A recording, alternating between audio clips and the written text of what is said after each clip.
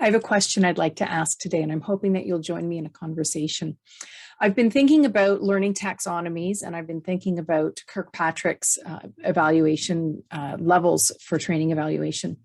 And I don't know if it's because they're both triangle models or what it is, but I'm wanting to put them together and see how they integrate.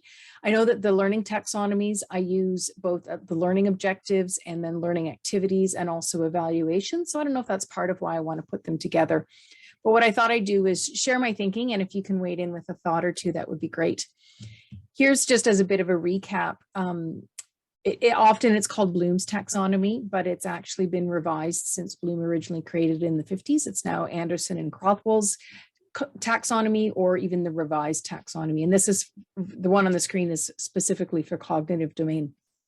So you can see it starts with remembering and works its way up to creating. And I won't go into a lot of detail, but I will post a different video where I do go into the detail. So we have Bloom's taxonomy, or Anderson and Rothwell's technology on the one hand.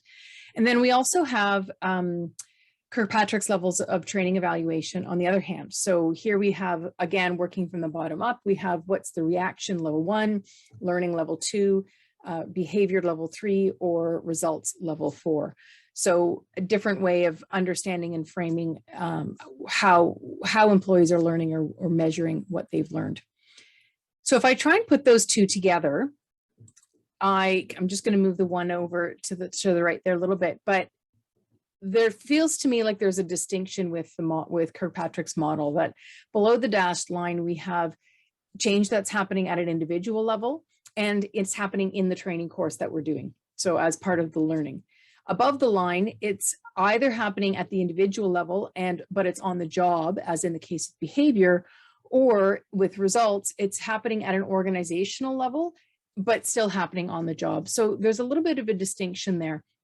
And when I try and put the learning taxonomy into that, I feel like I want to put it kind of there so that the remembering and understanding cognitive processes are tied to kind of the learning and the reaction, and that anything kind of more advanced, applying, analyzing, evaluating, creating, are the activities that happen on the job. Now, one could argue that maybe you could move this down a little bit, that you can do lots of applying and analyzing in a training course, and ideally the best courses would do that as well. And you might even argue that all of this happens in the session.